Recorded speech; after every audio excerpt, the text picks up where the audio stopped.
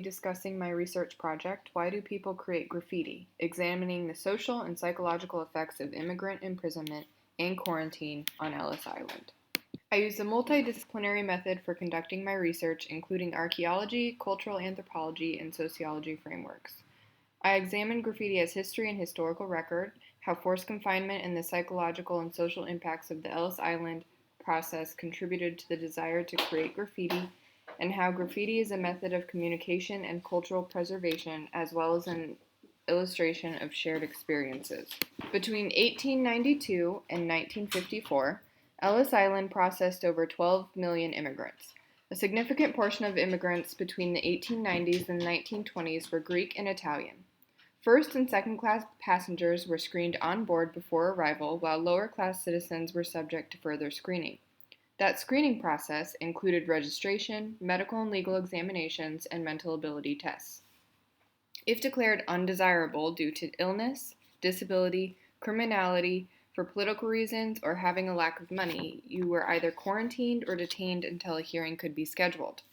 Detention could last for weeks, even months.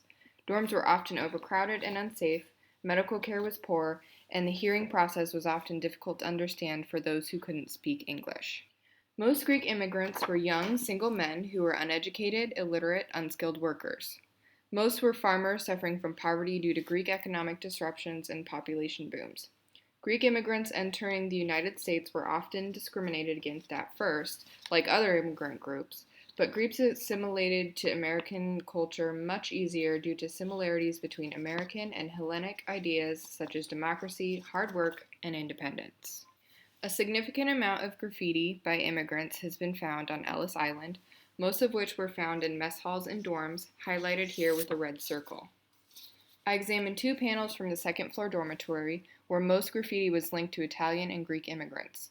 Much of the graffiti date between 1900 and 1923, during the Great Migration period. Themes seen amongst the graffiti include boredom from confinement, communication, solidarity, personal stories, expressing frustrations, leaving a mark on a place, and cultural identity. The first panel is a Greek inscription written in chalk on the wall of a second-floor dormitory that dates to the early 20th century. The inscription is a curse towards America, stating, "Damn you, America, with your wealth that you added the Greeks together with all the wretched ones of your race." These words could be a sign of frustration towards the immigration process.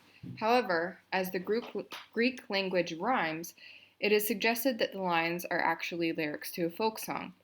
This suggests that the inscription is meant to give detained Greek migrants a sense of hope and camaraderie, as well as a reminder of home and of Greek cultural identity. The second panel is a drawing of a ship with a Greek flag flying behind it.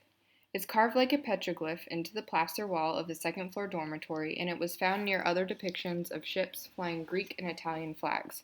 Confinement and boredom could have inspired the artist to mark the walls, but the narrative-like qualities of the image suggest that this is actually an illiterate artist's way of marking their presence at Ellis Island and chronicling the journey from Greece. In fact, it is suggested that much of the graffiti at Ellis Island was a way for immigrants to document their personal stories. From this research, I have come to 4 conclusions. First, I have concluded that graffiti is a vehicle for culture, like language, and is thus used as a way to preserve cultural identity, as seen with the folk lyrics and Greek flag on the ship.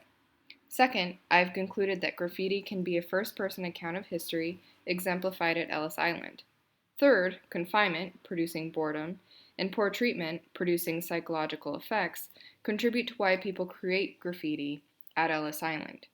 Lastly, I have included that graffiti is a form of personal expression that allows artists to leave their mark and evidence of their existence across space and time.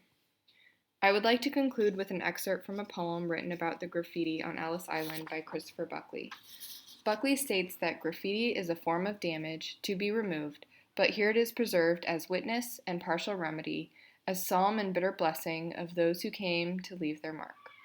This single statement encapsulates how graffiti is a witness to history, a therapeutic practice, an expression of joy and pain, as well as a method for leaving your mark upon time and place.